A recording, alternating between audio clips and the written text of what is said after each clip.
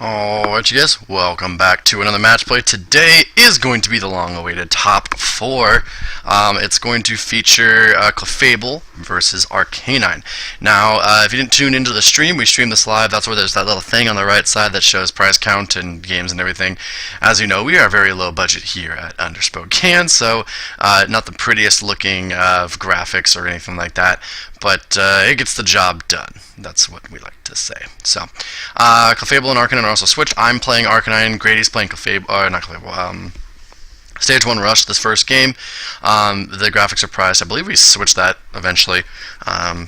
We realized, oh wait, we flipped for a different deck. So, initially when we thought about this matchup, we were like, what do you think it is? Like, do you think it's pretty even? We're like, yeah, both kind of like strive to do the same thing. Both kind of like want to set up quickly and hit hard, hit fast, just kind of out pressure and outpace your opponent. So we thought it was going to be an even matchup just based off that. But we soon came to realize that that is not true at all. And one card you're about to see here swings this matchup probably 80-20, and that's that Vaporeon there. The Vaporeon AOR changes all Stage 1s to Water. Stage 1 Rush does also rely on kind of hitting for weakness a lot of times. And because you have Vaporeon, you know, if your opponent's weak to fire, water, or lightning, you just have like a way bigger advantage than you normally do because all of your Pokemon are that type instead of just having one. Like, for instance, if you're trying to hit for grass, you only have that, you really only have 2 Pokemon. If you're trying to hit for fighting, you only have 1. But with Vaporeon, you have every. So being able to just swing big against all these Arcanines is just kind of devastating. And it, like I said, it swings that matchup probably 80-20 into Arcanine's favor. So,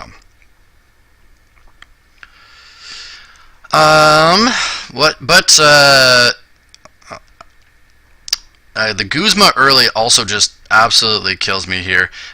We talked about this game afterwards, and this was like the only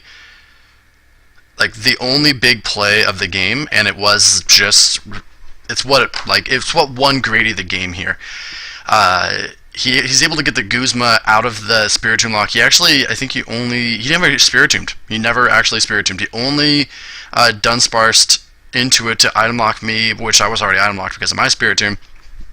And then the very next turn, he's able to play a Guzma to get this Clefable out to one-shot me back. He needs the Muscle Band because he told me the only energy in his hand is a double Rainbow energy.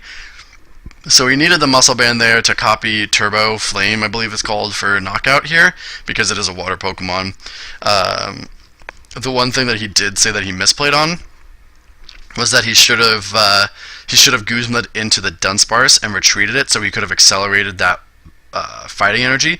He ended up not having a fighting energy in his discard pile, so he couldn't take advantage of that, but hey, it's still fine. Also, that the bench Pokemon, Grady has Skyfield, and he likes to put his bench Pokemon below his other ones, and that's a Combee, if you couldn't tell.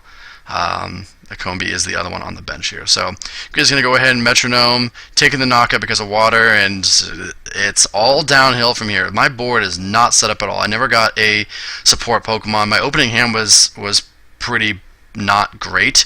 I probably could have mulliganed my hand, but I think I was blinded by the Spiritomb start. So not having an Arcanine on the field, not having any of my support Pokemon on the field is just going to be really, really hard here.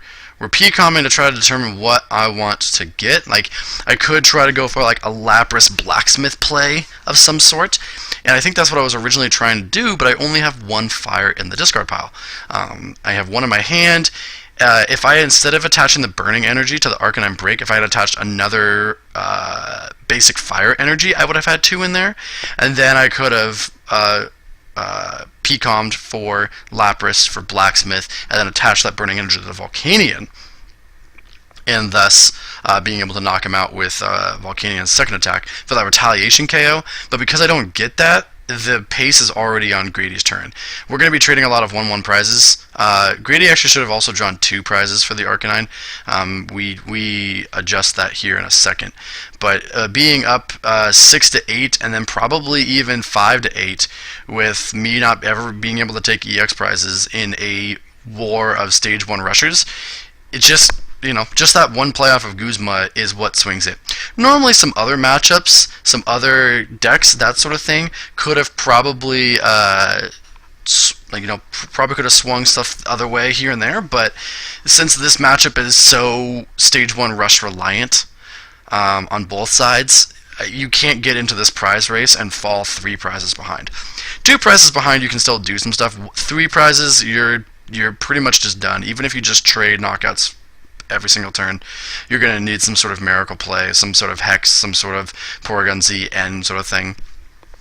But all of these decks aren't built optimally because, we built these decks, 3 months ago when we started this whole tournament.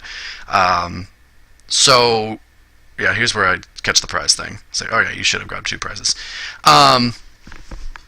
We built these ones 3 months ago when we were kind of just testing the format, and we weren't necessarily very well attuned to it. We haven't known what we were really going to do yet. So, Hex comes down here just to prevent this water poke, his Vaporeon, from getting a knockout. Now Grady still can do some other stuff to get a knockout. He gets a Pokemon on the discard pile and retreat, knock me out with Vespiquen. He could, he could just copy the 20 and accelerate 2 energies and just kind of get set up. But the DCE on the bench is saying, hey, look, we're just going to get it. And that's exactly what it is. He's going to take that Arcanine, the Growlithe on the bench and say, look, dude, this is what I'm going to do. I'm going to just make sure you can't get the stage 1 rush. You're going to have to Blacksmith eventually. You're going to have to try to charge up basic Pokemon by using Blacksmith as your only supporter.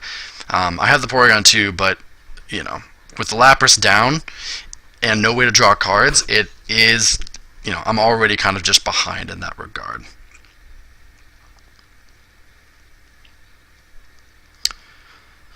So Grady is getting some Pokemon in the discard pile. There's a Swoop. There's a Sycamore. He's gonna have this knockout. He's gonna have to use the Double Rainbow to retreat. He doesn't have a Floatstone or anything. That's what the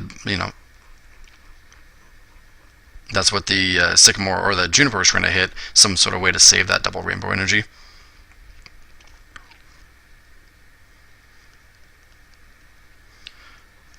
So let's see where Grady goes. Yep, he doesn't get any way to retreat, so the DC comes down. Vespiquen retreat. So the Hex play to prevent the Volcanion from getting knocked out worked for the Volcanion not getting knocked out, but it did not work because as intended as could be, because because of the gust of wind onto the Growlithe on the bench, unfortunately. So I'm going to go ahead and Versus Seeker for Hex here. Hopefully I can put him into a dead hand of some sort. Maybe draw into a Goop as well.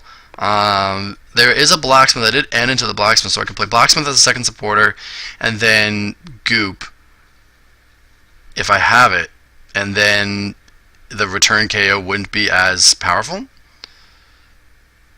But it's looking like I'm deciding something, and I didn't get the Goop, unfortunately. So it's weird that I have to knock him out with the second attack, even though he's already weak to fire. This is like the only thing I could do. The Wishful Baton, if it stays on there, we'll be able to put all 3 energies onto the Lapras, and hopefully I can swoop them. And if I can swoop into a Growlithe, evolve, and take a knockout, maybe I can start fighting pace. I need to be able to knock out the Vaporeon at some point too. That's just a need. Unfortunately, it's very easy to get that back out because it is stage 1 rush. You could just bench another Eevee on the bench and say, hey, look, even if you take a knockout here, even if you take a knockout on my Vaporeon, I'll just evolve. That's one of the things. You could just bench another Eevee, and then late game, if he's not worried about it, he could just evolve it into a Flareon or a Leafeon. So, but both of those are hitting the discard pile anyways. Here's a Claydol. I got the Carbonable and the energy. That's all he needed. He had to dig for it, so I was kind of hoping he'd whiff the energy, but no, he definitely hit it. So he'll be able to take a knockout here. I think he's just looking for that Windstorm. Yeah. He's going to Marlies for the Windstorm and the Junk Arm. Get that Windstorm out of the way so the Wishful Baton won't even activate. And now he is in full control. This game going very poorly. Like I said, just purely based off that early game Guzma. Yeah, the Vaporeon is helping swing this matchup big time. But purely off of that Guzma, Grady's in control of this game. So Looks like we're going to go ahead and switch. I think I'm going to play something first here. I'm going to max potion first here. That's so that if he tries to Lysander stall, I can retreat with either the Lapras or the Spiritomb here. And there is the Lysander. He just needs the energy at this point. So he's got to dig for it. Maybe he misses it, but nope, there's the Rosies for the guaranteed. He's just going to grab 2 energies. The superior energy removal was just to kind of stall him a little bit. I know Stage 1 Rush doesn't play that many energies, but it plays enough. So there's the energy going down to 3 prizes. Myself still at 7. There's a Pokemon Collector. Hopefully get me going a little bit. Definitely going to grab a Growlithe, probably a Baltoy, and maybe Victini, maybe another Growlithe. Nope, actually going to grab an Uxie for presumably next turn, maybe? No, there's the Porygon. We're going to say we need 2 supporters more. His price count's not updated there, but we're going to go ahead and go into the Claydol, so I could draw a... Ooh. Oh. Arcanine. I am running the risk of him Lysander killing it, but I'm already way behind anyways, so... Greedy's going to go ahead and Claydol. He's looking for... Oh, there's a Hex, so now he can start playing items. So what happened there, in case you're curious, because he still played 2 supporters, he is downloading Hex, and he can still play his supporter for turn. But he realizes, oh, wait a minute, actually, if I do that, I am shutting off Vaporeon. So he's going to go for a different play here. He's not going to take the Arcanine, and maybe I can get the break and a Blacksmith and start setting up. So I think Greedy takes back the Lysander. He keeps the Versus Seeker, but he still plays the Hex. So, and now what do? I need the break. I need a Blacksmith. I need some an Iris action here. With only 2 cards in my hand, it is not looking great. We're gonna promote the Lapras. And we can also use the Arcanine's ability to pull all of the fires over,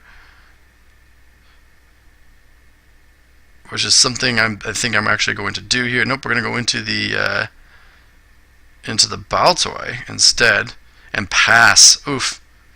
Just nothing. I had to go into the backup Porygon just to draw cards. There's that Lysander, like I said, that he had in his hand. Greedy is going to go ahead and I believe he's going to grab a Goop here, realizing that he can just Metronome Arcanine's Scorching Breath and do 150 to me without the aid of Vaporeon, and just kind of save that Crabominable for next turn and Goop me out of ever trying to draw an out of any sort. So this game is pretty much just over. I said it again, it's all about that Guzma play early game. But yeah, nothing much more to say. Game 2 hopes to be a lot more interesting. Like I said, I think it's about an 80-20 favor in Stage 1 Rush's favor because of Vaporeon. And I show that empty hand, I can't stop anything, so that is game over. Thanks guys for watching. I know it was kind of a boring top 4 game. Unfortunately, it didn't work out as well as the top 8 did. All the top 8 games were really exciting, or most of them were at least, but that one was not. So hopefully game 2 will be a little bit more interesting. We'll see you next time.